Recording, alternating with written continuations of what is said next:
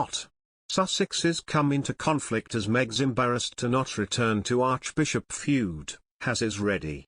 Prince Harry is set to make a royal family appearance later this month. However, the youngest member of the royal family could be snubbed for a royal christening tradition, according to a royal commentator. Molly Mulshine pointed out that Lilibet cannot wear the royal christening gown if she does return. Speaking on Us Weekly's Royally Us podcast, royal commentator Garibaldi said, "I don't think Meghan is really going to be heading over there anytime soon. I think they're going to keep everything pretty private.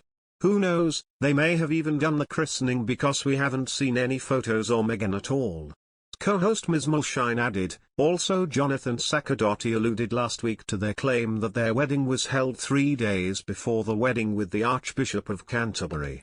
The Archbishop said that didn't happen and he's head of the Church of England. That does make it a little awkward, I think. Coming over to have her christened in the Church of England. But then at the same time, if it's not in the Church of England, then what church is it going to be in? I don't think Lilibet is going to fit in the ceremonial christening gown by the time this all goes through. The Duke and Duchess of Sussex seem to be blissfully unaware from their Californian mansion of the mayhem their behavior has caused, royal author Robert Jobson says. Prince Harry and Meghan's sense of entitlement over plans for Lilibet's christening might seem breathtaking, a royal expert says. It was claimed this week that the Duke and Duchess of Sussex are desperate to have their daughter baptized at Windsor in front of the Queen. The couple are said to have made a formal request to visit the Queen with 3-month-old Lilibet Diana Mountbatten Windsor.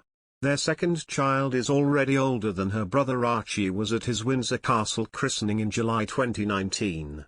Royal author Robert Jobson said, the couple, who have been very vocal in the media from their Californian mansion lately, have kept Lilibet away from prying eyes and guarded her privacy jealously. Now there is talk, as she is already older than her brother Archie was when he was christened, that they are pushing for a ceremony in the private chapel at Windsor Castle.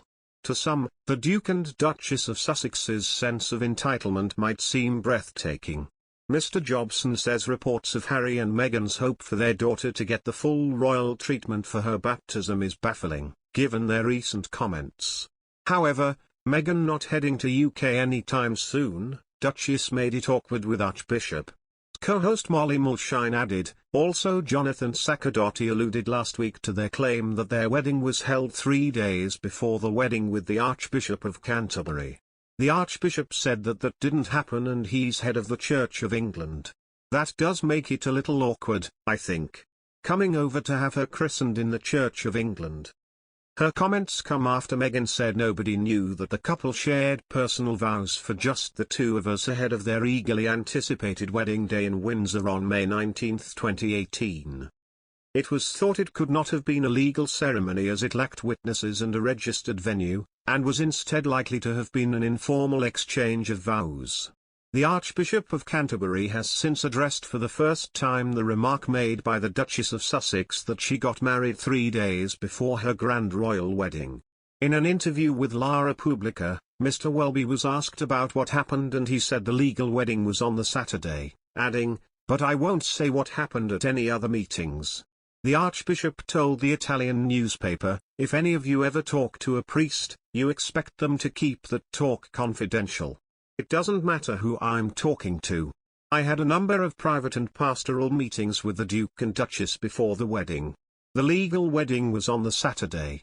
I signed the wedding certificate, which is a legal document, and I would have committed a serious criminal offense if I signed it knowing it was false."